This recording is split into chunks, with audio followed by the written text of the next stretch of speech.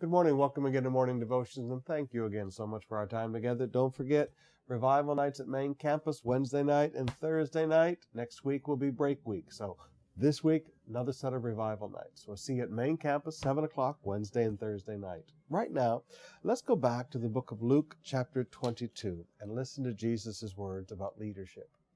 There's so many people that talk about leadership today, and leadership has become almost a mantra in the world today. And you look at people and you go, do you really understand anything about it? Listen to what Jesus said.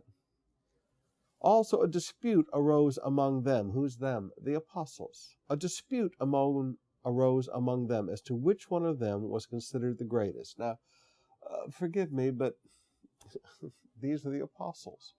And they're human just like all the rest of it. They sit around and argue who's got the greatest ministry.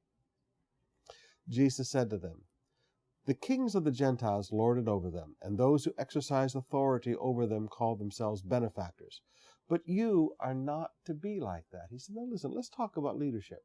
You're not to be like that. Instead, the greatest among you should be like the youngest, and the one who rules like the one who serves.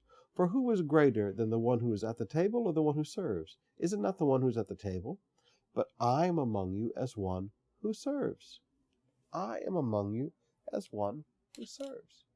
Now, brothers and sisters, Jesus looks at us and says, now here's some wrong attitudes. This is what leadership is not like. A leader should never sit around and discuss who's the greatest. That should not even be a part of our thinking.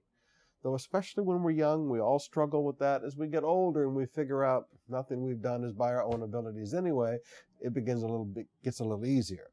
Secondly, he said we're never to consider ourselves benefactors, that somehow we benefit the people. Now again, as a young pastor, I was very foolish.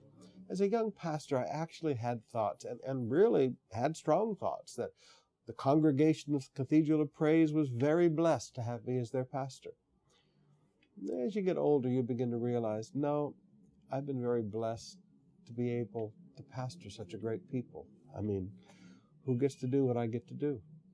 And thirdly, he said, you're not supposed to lord it over people. You don't dominate people. You don't just command. You have to understand church leadership is not military leadership, and church leadership is not business leadership. Church leadership is family leadership. It's how you lead a family. The style of leadership is not like the style of this world.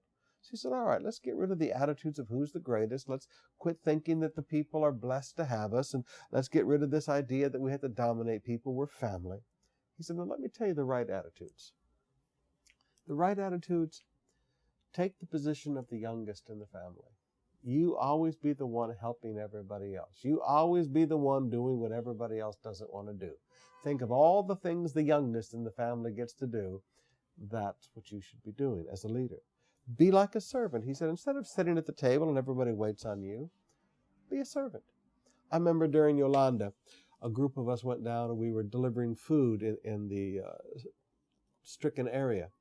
And we came to this one place, and the pastors invited me to come and sit with them, and they'd prepared a beautiful meal for us. And they just said, have the guys unload the trucks, and we'll have our people help it. We'll sit here as the men of God and have a nice meal. I can't do that. I want to help our guys unload the trucks. Now, they've seen examples of preachers who wanted to act like somebody and be served by everybody, and have somebody carry their briefcase and another person carry their Bible and another person wipe their brow when they finish sweating. I've seen all the same things. But you have to decide as a leader, that's not who I'm going to be. I'll be like the servant among the people. Now, yes, there will be some Christians who will disrespect you because you don't act like all that. And then he said, thirdly, verse 27, he said, be like me. I'm among the people as one who serves.